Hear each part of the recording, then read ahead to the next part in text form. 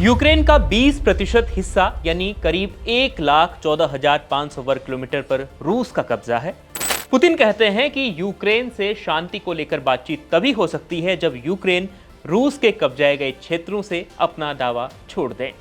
और पुतिन ऐसा इसलिए कह रहे हैं क्योंकि इन इलाकों को रूस अपनी सामरिक और ऐतिहासिक धरोहर मानता है।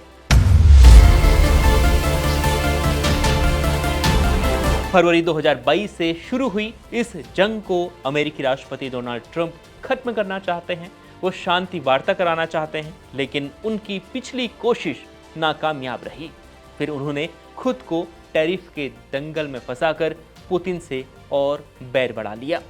लिहाजा पुतिन के चीन से वापस लौटने के बाद रूस ने यूक्रेन पर ऐसी आग बरसाई है कि उसका धुआं व्हाइट हाउस तक पहुंचा है, जिसके बाद ट्रंप रूस पर कई प्रतिबंध लगाने की तैयारी कर रहे हैं। रूस ने यूक्रेनी पीएम के ऑफिस पर हमला किया, 805 ड्रोन्स और 17 मिसाइलें दागी। हमले के बाद यूक्रेन के कैबिनेट की बिल्डिंग जलती हुई नजर आई। हमले में जिन मिसाइलों का इस्तेमाल हुआ वह क्रूज और बैलिस्टिक मिसाइलें थी, जिसमें 4 यूक्रेनी नागरिकों की जान भी गई। लेकिन यूक्रेन ने रूस को कैसे जवाब दिया? रूसी हमले के बाद ट्रंप रूस पर कौन से प्रतिबंध लगाने जा रहे हैं? क्या अमेरिका प्रतिबंधों से रूस की अर्थव्यवस्था ध्वस्त कर देगा? आइए इस वीडियो में पूरी बात आपको बताते हैं। नमस्ते, मेरा नाम नरेश कोश्यारी है और आप इंटरनेशनल खबरों से जुड़ा हुआ शो दुनिया दरबार देख रहे हैं। रूस के हमले के बाद यूक्रेन के राष्ट्रपति जेलेंस्की ने कहा कि रात भर यूक्रेन पर हमला हुआ। दुश्मन की तरफ से 13 मिसाइलें दागी गई, जिसमें 4 बैलिस्टिक मिसाइलें थी।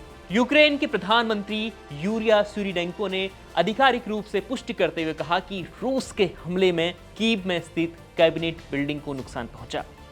रूस ने इस हमले में जिन ड्रोन्स का इस्तेमाल किया वो ईरान में बने हुए थे। अब संबंध आप समझ लीजिए कि रूस का कहां कहां पर संबंध है। लेकिन इस हमले में एक बात सबको हैरान कर रही है, वो यह है कि ट्रंप और पुतिन की मुलाकात के बाद जंग क्यों घातक होती जा रही है। पिछले 15 अगस्त को रूस के राष्ट्रपति पुतिन और अमेरिकी राष्ट्रपति डोनाल्ड ट्रंप की अलास्का में मुलाकात हुई थी। दोनों के बीच उस मीटिंग में ऐसा क्या हुआ कि उसकी वजह से रूस भड़क उठा है और उसने यूक्रेन पर हमले तेज कर दिए हैं। रूस के साथ इस वक्त कई शक्तिशाली देश दिखाई दे रहे हैं। चीन में एससीओ समिट पर जो हुआ उस पर अमेरिका भड़का हुआ है और अमेरिका अब रूस पर कई प्रतिबंध लगाने वाला है और इसकी घोषणा डोनाल्ड ट्रंप ने कर दी है। तो कौन से प्रतिबंध हैं वो जानिए।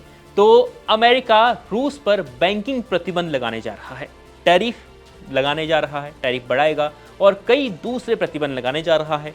रूस से तेल और ऊर्जा खरीदने वाले देशों को टारगेट करने का प्लान भी डोनाल्ड ट्रंप बना चुके हैं। रूस से तेल खरीदने वाले देशों पर टैरिफ और बढ़ाया जा सकता है। रूस की तेल से इनकम कम करने को लेकर तमाम एक्शन उठाने की तैयारी है। बैंकिंग और वित्तीय प्रतिबंध, रूस के प्रमुख वित्तीय संस्थानों पर और सख्त प्रतिबंध लगाने को लेकर ट्रंप आगे आ रहे हैं। पहले से ही रूस के बैंकिंग संस्थानों पर कई प्रकार के प्रतिबंध हैं जो उसकी वैश्विक बाजारों तक पहुंच और ऋण प्राप्त करने की क्षमता को सीमित कर रहे हैं, यानी कमजोर करना चाहते हैं ट्रंप पुतिन को। अब जाहिर सी बात है कि अगर रूस से तेल खरीदने वाले देशों पर प्रतिबंध लगेगा, टैरिफ बढ़ेगा, तो उसका असर भारत पर भी होगा, क्योंकि भारत रूस से तेल खरीदने वालों में सबसे ज्यादा जो तेल खरीदते हैं उनमें से एक है। लेकिन भारत से व्यापारिक संबंधों को तोड़ना इस वक्त अमेरिका के लिए मुश्किल हो रहा है।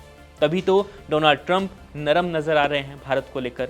उन्होंने भारत पर 50% टैरिफ तो लगा दिया है, लेकिन अगर ये टैरिफ बढ़ाते हैं तो सिर्फ भारत को ही नुकसान नहीं बल्कि अमेरिका को भी नुकसान हो सकता है, क्योंकि अमेरिका में ही जिस प्रकार से उन्होंने भारत पर कार्रवाई की उसके बाद ट्रंप पर वहां पर भी कई सवाल उठ रहे हैं।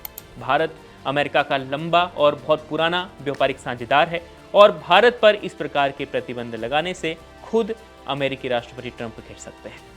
इस वीडियो पर आपकी क्या राय है, कमेंट कर जरूर बताएं और देश दुनिया की तमाम खबरों के लिए देखते रहें इंडिया।